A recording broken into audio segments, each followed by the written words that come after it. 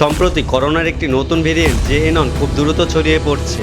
আসলে এটি কিভাবে এলো এবং 2019 সাল থেকে আজ পর্যন্ত করোনার কতগুলো ভেরিয়েন্ট এসেছে তা জানলে আপনি চমকে যাবেন। দেখুন, 2019 সালে যে করোনা আসে সেটি ছিল তার মূল ফর্মে এবং সেই ভাইরাসের নাম ছিল SARS-CoV-2।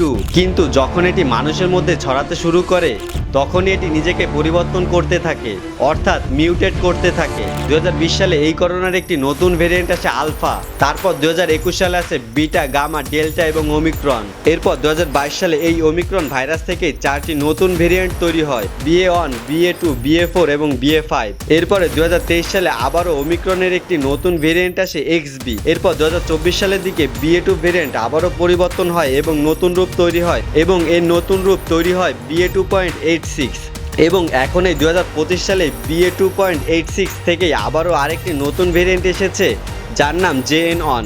আর এই JN1 ভেরিয়েন্টটি 2025 সালে সবথেকে বেশি আতঙ্ক সৃষ্টি করেছে।